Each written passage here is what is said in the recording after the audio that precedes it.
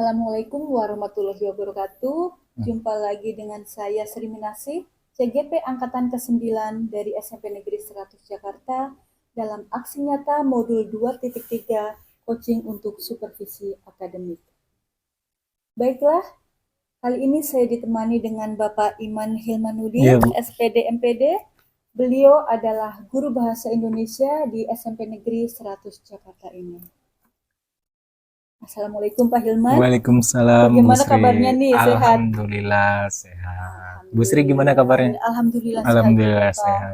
sehat. Iya, terima kasih banyak ya ini Bapak Hilman sudah menyempatkan waktunya untuk berbincang-bincang sejenak dengan saya. Iya. Jadi saat ini kita akan mengadakan percakapan praobservasi Bapak Hilman. Iya, jadi sebelum nanti saya akan amati jalannya proses pembelajaran yang Bapak Hilman lakukan di dalam kelas. Iya, jadi sebelum saya melakukan proses supervisi kelas. Iya. Adapun diadakannya supervisi ini itu adalah untuk mengetahui dan juga untuk mengevaluasi jalannya proses pembelajaran yang Bapak Hilman lakukan. Nah, jadi kenapa hari ini kita melakukan praobservasi? Yaitu sebagai persiapan awal dan sebelum Bapak nanti melakukan kegiatan pembelajaran di dalam kelas. Jadi biar Pak Hilman itu lebih percaya diri, kemudian lebih bisa mempersiapkan diri sehingga Bapak nanti bisa memberikan pembelajaran yang lebih maksimal. Seperti itu ya Pak Hilman? Iya Bu. Iya. Jadi sebelumnya ada beberapa pertanyaan nih yang akan saya ajukan kepada Pak Hilman. Boleh Bu, dengan senang hati. Yang pertama yaitu materi apa sih yang akan Pak Hilman berikan? Untuk materi pokoknya saya akan memberikan materi tentang teks berita. Teks berita, baik.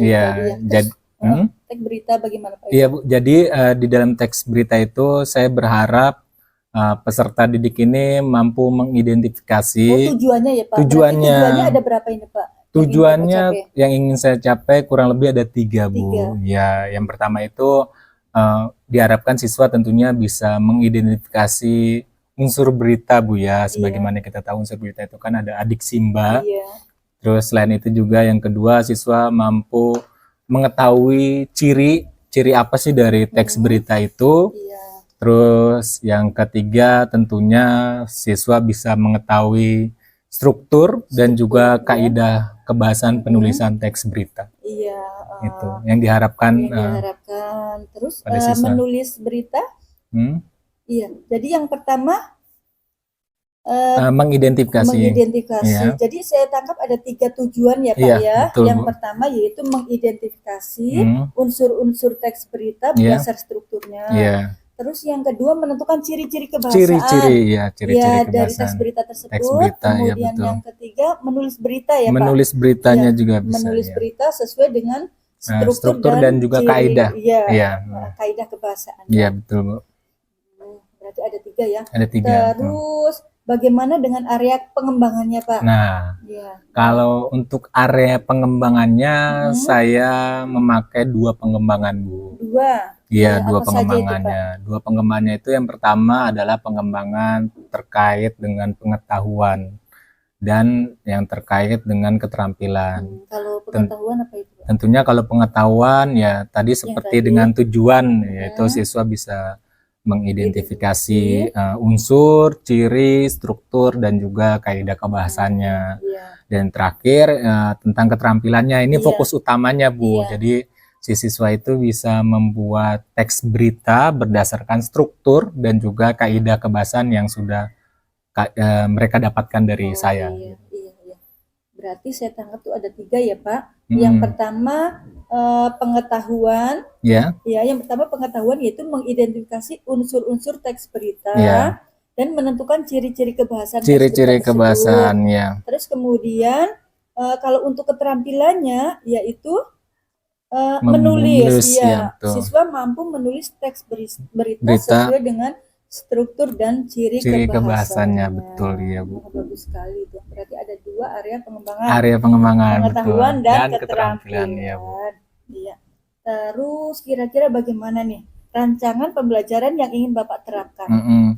Kalau rancangannya saya memakai banyak model ya Bu, ada strategi, saya memakai model juga dan juga metode yang nanti akan saya terapkan. Untuk strateginya. Strateginya itu saya menggunakan strategi diferensiasi. Jadi apa aja, Pak?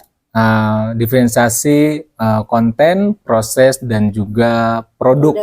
Ya, produk yang diintegrasikan sesuai dengan pembelajaran sosial emosional. Ya, betul Bu. Oh iya, bagus sekali. Ya.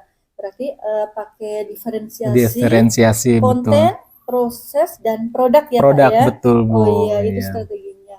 Terus selain itu juga saya akan membagi kelompok. Si peserta ini akan saya bagi kelompok sesuai dengan minat belajarnya Bu. Yang nantinya kelompok ini akan saya gunakan model pembelajaran berbasis masalah atau PBL PBL Bu. Problem based learning. Problem based learning, betul. Berbasis masalah Bu. Terus metodenya Pak? Untuk metodenya saya memakai metode diskusi kelompok Bu. Iya, diskusi kelompok. Diskusi kelompok. Kemudian saya juga akan memancing siswa untuk bertanya jawab. Dan yang terakhir akan memancing siswa untuk memberikan tugas. Jadi saya memberikan tugas. Jadi ada 3 Bu, ada kelompok, terus pemberian tugas dan juga tanya jawab. Oh iya, seperti itu. Terus untuk model yang media pembelajarannya saya memakai PowerPoint, video berita berita, kemudian lembar buku siswa dan juga tentunya gawai siswa ya Bu ya. Iya, jadi seperti HP ya Pak. Betul. Untuk mengunggah hasil tugas bisa. Bisa seperti IG, media sosial Facebook atau yang lain seperti itu. Oh iya. Ini rencananya bagus banget nih Pak. Kira-kira kapan nih Bapak akan melaksanakan rencana ini Pak? Kebetulan hari ini saya ada di kelas 7C di jam 3, 4, dan 5 Bu. Oh baiklah, berarti nanti hari ini ya berarti hari ini Bu. Ya, hari ini saya ke tempat Bapak di 7C, jam 3, 4, dan 5. Betul. Dan nanti saya akan mengobservasi, saya akan melihat, dan saya juga akan mencatat Pak Hilman, hal-hal apa saja yang berkaitan dengan pembelajaran yang Bapak lakukan. Iya, jadi terima kasih Pak Hilman. Jadi nanti setelah ini kita melakukan observasi dan setelah itu kita akan mengadakan pasca observasi, di mana pasca observasi nanti kita akan didampingi oleh ibu pengajar praktik saya yaitu Ibu Saryani. Iya, bersedia kan ya Pak Hilman? Siap Bu, saya bersedia. Iya. Terima kasih Pak Hilman ya. Sebelum kita akhiri nih, kira-kira apa nih yang Pak Hilman dapatkan dari percakapan kita kali ini? Jadi saya berterima kasih sekali kepada Ibu Sri. Ini berkat adanya kegiatan ini saya jujur terasa terbantu Bu. Jadi saya ada persiapan untuk mengajar, memberikan ilmu yang lebih maksimal lagi dan mempersiapkannya mulai dari sekarang. Oh iya seperti itu. Iya, saya juga mengucapkan banyak terima kasih ya Pak Hilman sudah meluangkan waktunya untuk berbincang-bincang dengan saya. Jadi sampai bertemu lagi di observasi dan pasca observasi. Iya, terima kasih Pak Hilman. Ya, terima kasih Bu, sama-sama. Demikianlah percakapan kita kali ini di dalam percakapan pra observasi. Jadi sampai jumpa kembali di observasi dan pasca observasi. Terima kasih. Wassalamualaikum warahmatullahi wabarakatuh. Waalaikumsalam. Assalamualaikum warahmatullahi wabarakatuh. Ya, selamat pagi semuanya, salam sejahtera untuk kita semua. Ya, agak telat ya, nggak apa-apa. Kabarnya gimana? Baik, ya alhamdulillah. Liburannya pada liburan? Udah di rumah? Di kampung? Kampung ngapain aja? Berenang. Siapa yang berenang? Tidur Pak. Tapi rata-rata pulang kampung. Iya. Oh, jalan-jalan asik. Wih, ada kolam renang dong di rumahnya. Wih. Amin ya Allah, mudah-mudahan ya. Kita masuki tahun ajaran baru, semester baru, wajah baru, cila. Wajah baru. Biasa aja dong, biasa aja. Semester baru ini kita akan mempelajari berbagai macam bab ya, materi. Untuk yang pertama kita akan mempelajari berita ya. Nanti ntar kita masuk berita. Tapi sebelum kita masuk berita, kita berdoa dulu ya. Lupa lagi berdoa, ntar kelewatan berdoanya. Ya, ketua kelas silakan dipimpin berdoanya. Okay, my friend, before we study, let's stand together and pray begin.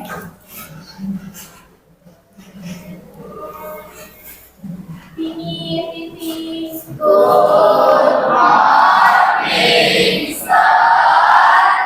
Ya, selamat pagi semuanya ya Allah. Semangat banget ya. Biasanya nggak kayak gini loh. Enggak. Setiap hari harus semangat dong, semangat. Oke, kita masuki pembelajaran berita ya. Untuk yang pertama ini kita akan mulai di berita.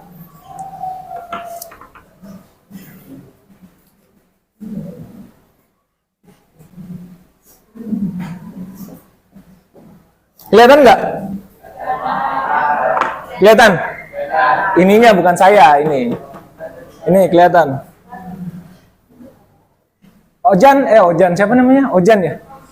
Ojan, kelihatan Jan? Serius? Oke, kelihatan. Berita. Ada yang bisa bantu saya mengenai berita? Satu kata dulu aja, kita pelan-pelan. Apa? Laporan, oke. Ada lagi yang lain? Apa? Informasi, ya.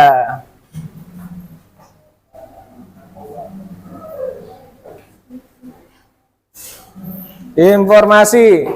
Cung. Hah? Peristiwa, oke.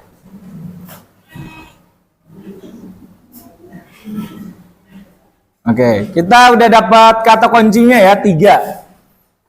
Kata kuncinya 3. Tapi selain itu, tentunya ini belum pas disebut sebagai sebuah berita. Ada harus ditambahkan pemanis lagi. Apa pemanisnya? Kalau kita buat berita tuh, iya betul ada peristiwa, ada informasi, tapi harus apa informasinya itu harus apa? Yang baru terjadi, oke.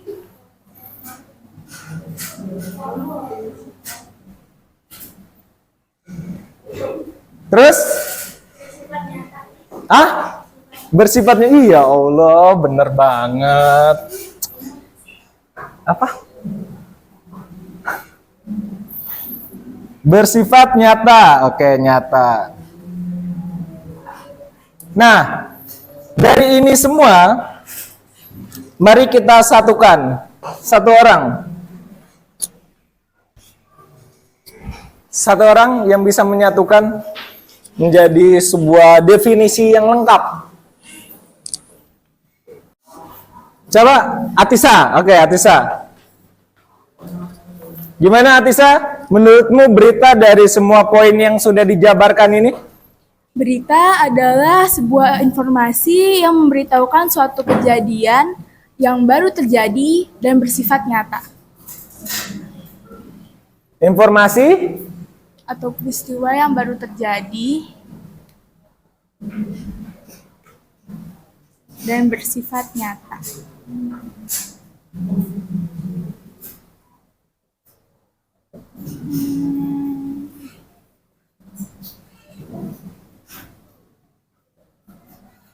Nah, ini adalah berita. Apakah hanya informasi? Ya enggak juga. Tapi kalau misalkan dia sifatnya nyata maka siatisa, dan baru terjadi atau sering diperbincangkan itu bisa dijadikan sebuah berita.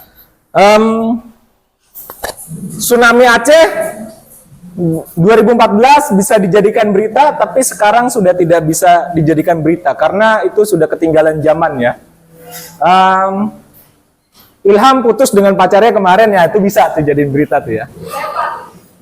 Bisa ya, Ilham gitu. Atau Rama misalkan berpacaran dengan Ariel Tatum, kan?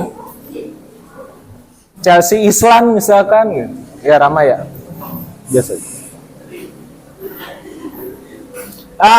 Intinya itu sebuah kejadian yang baru.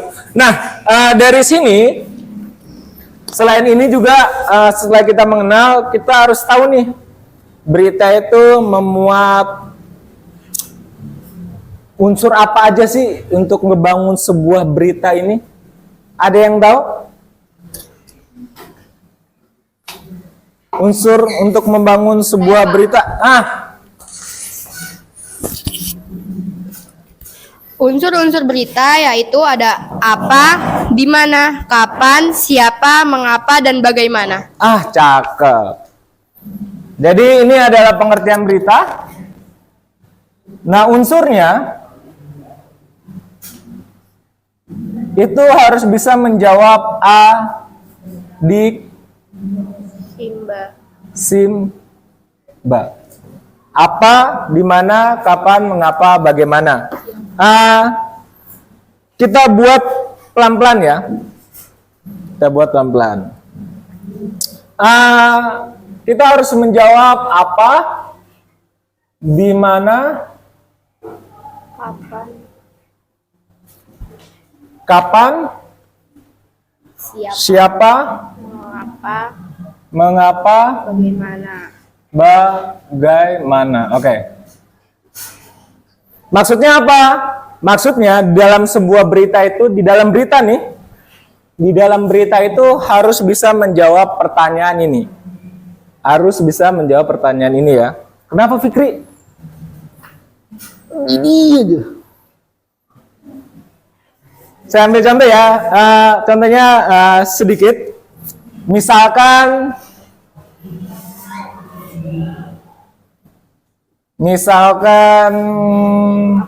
oke. Terjadi banjir di Jakarta pada 30 Desember 2023. Sampai sini dulu ya. Nah, sekarang kita jawab pertanyaannya dari ini. Kita buat soalnya dari pernyataan ini. Apa yang bisa dibuat pertanyaan? Apa yang terjadi di Jakarta? Oke, betul. Apa yang terjadi Di Jakarta? Oke. Apa yang terjadi? Banjir. Berarti dia menjawab pertanyaan apa? Terus di mana tempatnya? Jakarta bisa. Kapan? 30 Desember. Iya. Jadi itu menjawab pertanyaan apa, di mana, kapan. Selanjutnya, kalau misalkan kita buat lagi, misalkan kita buat siapa, mengapa, bagaimana. Misalkan kalau siapa, ada yang bisa tahu? Kita buat pernyataannya. Apa? Siapa yang? Kok nggak jadi sih?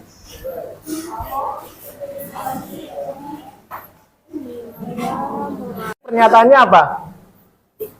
Banjir itu terjadi dikarenakan Oke.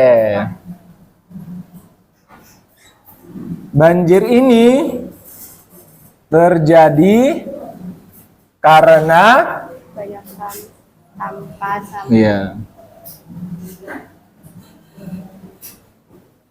Tumpukan sampah misalkan. Dan seterusnya ya. Jadi bisa menjawab ini. Jadi berita tuh harus membuat unsur ini. Kalau nggak membuat unsur ini, belum dipastikan berita. Biasanya Tapi Pak, kalau misalkan berita itu kan ada banyak paragraf ya. Ada banyak paragraf 1, paragraf 2, paragraf 3. Apakah satu paragraf ini harus memuat adik Simba ini? Enggak juga. Ya. Salah, misalkan di sini bisa menjawab 3 ini aja nggak apa-apa. Tapi yang jelas kesemuanya ini harus memuat adik Simba. Gitu ya. Ada yang ditanyakan sampai sini? Ya, semuanya. Jadi yang perlu kalian perhatikan adalah kenapa kita sih memulai dengan berita ini. Ya, tujuannya apa sih? Ya, tujuannya tentunya diharapkan nih kalian ini bisa mengetahui unsur-unsur berita ini. Jadi untuk membuat sebuah berita tuh apa sih unsur yang diperlukan gitu. Terus cirinya tuh apa? Cirinya tadi kalian udah jawab nih Tisa nih. Bersifat nyata. Nah, itu salah satu ciri dari si berita itu ya, bersifat nyata. Dan nantinya kalian juga bisa mengetahui struktur dan juga pakai bahasa apa sih nih cara menulis berita. Sampai akhirnya nanti inti pentingnya itu kalian bisa membuat sebuah berita. Kalian bisa membuat sebuah informasi yang nantinya akan dipublish untuk dikonsumsi oleh banyak orang. Jadi itu kita berharap kalian bisa melakukan hal seperti itu. Gitu. Nah, untuk melakukannya saya akan membagi kalian kelompok. Kelompok ya. Kelompok. Kelompoknya mau kelompok yang seperti apa? Apa saya pilih atau berdasarkan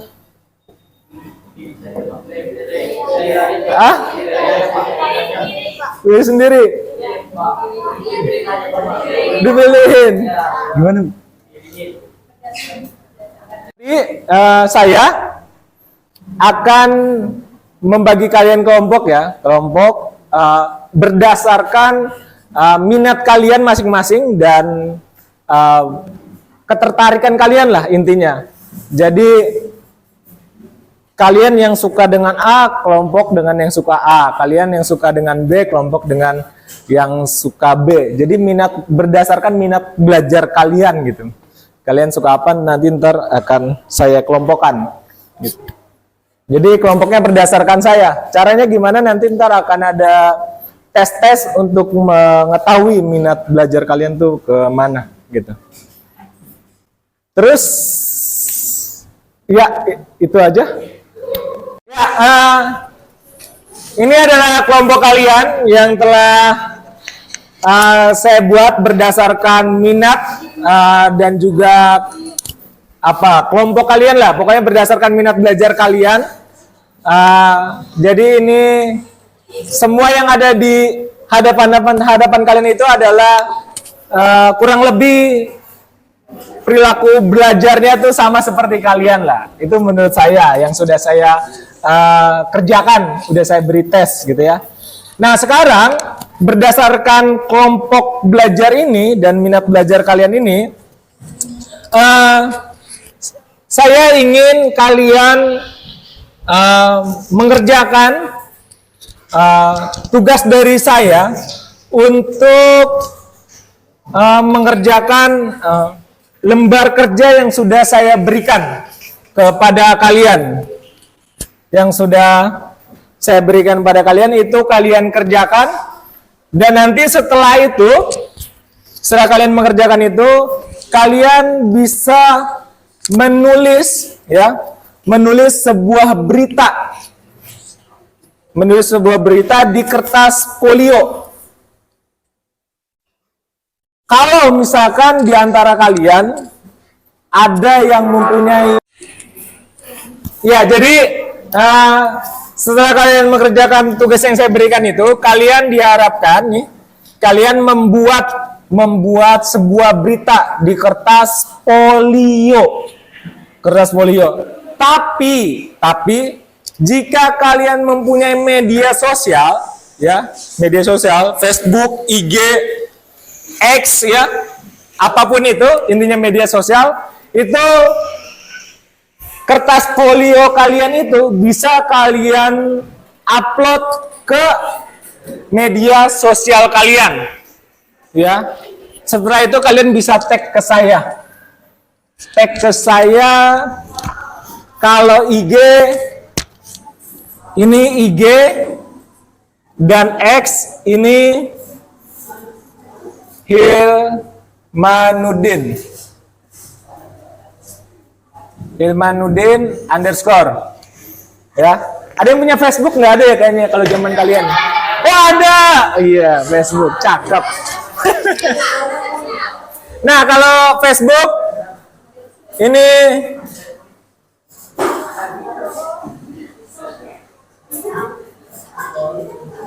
Iman Hilmanudin.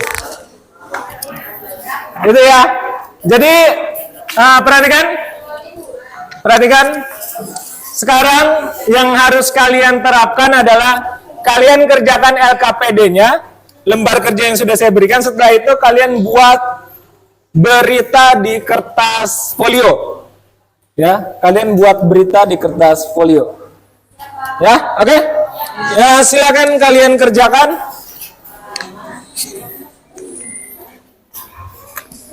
Ya, gimana hasilnya? Sudah pada membuat semua beritanya? Sudah. Ya, oke. Karena sudah membuat, saya ingin perwakilan dari satu kelompok, ya, satu kelompok untuk maju ke depan. Jadi Saya, perwakilan Pak. siapa? Saya. Kamu, Tabita. Oke, Tabita. Beri tepuk tangan untuk Tabita.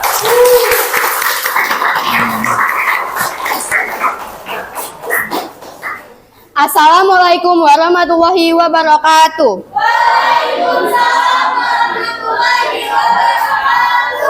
Saya Kabita Dinda Putri dari kelompok 1. Berdirinya saya di sini ingin menyampaikan berita yang berjudul Rohingya. Seorang pengungsi etnis Rohingya asal Myanmar di Tulung Agung diketahui masuk dalam daftar pemilihan tetap pemilu 2024. KPU setempat memastikan bahwa saat ini pengungsi Rohingya itu telah dicoret dari DPT. Sebelumnya, Ketua Bawaslu Tulung Agung Pungki Dwi Puspito mengatakan temuan WNA Myanmar masuk DPT 2024 itu bermula dari informasi kantor imigrasi Blitar pada akhir 2023. Saat itu, KPU Tulung Agung menerima informasi bahwa pengungsi atas nama Sofi memiliki KTP dan kartu keluarga. Bahkan dalam identitas kependudukan itu yang bersangkutan berstatus warga negara atau warga negara Indonesia. Itu saja berita yang dapat saya sampaikan. Terima kasih yang sudah mendengarnya.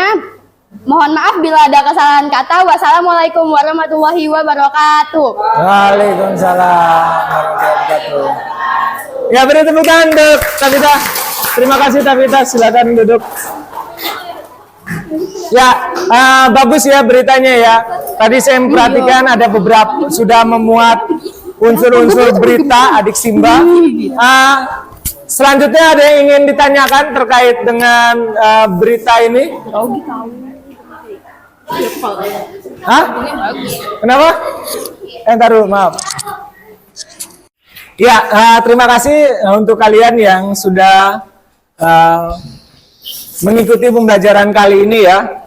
Tadi bagus bacanya dan juga tadi siapa nama kamu? Talita ya, Talita tadi menanyakan terkait tentang upload di media sosial. Nah, pembelajaran kali ini saya ingin menanyakan kepada kalian apa perasaan kalian setelah kalian mengikuti pembelajaran kali ini atau bab berita pada kali ini. Ada senang, kenapa? Bisa dapat banyak informasi. Ada lagi? Hah? Atau ada yang kurang paham? Hah? Berarti pada senang semua nih? Nah, alhamdulillah ya Allah, senyumnya manis banget nih senyumnya ya Allah.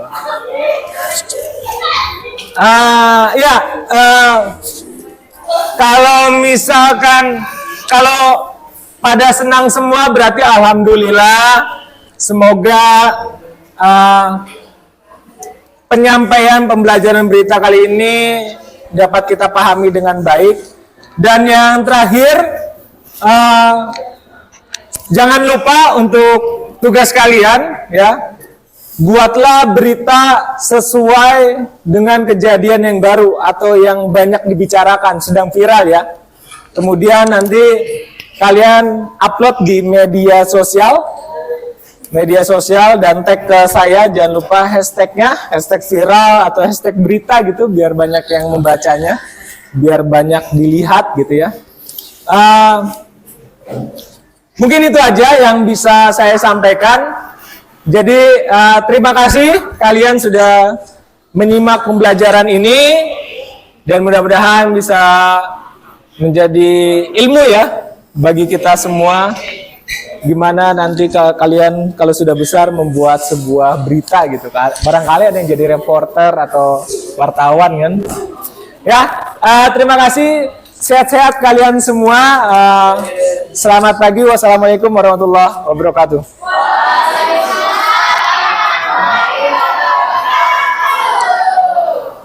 Itu Bu.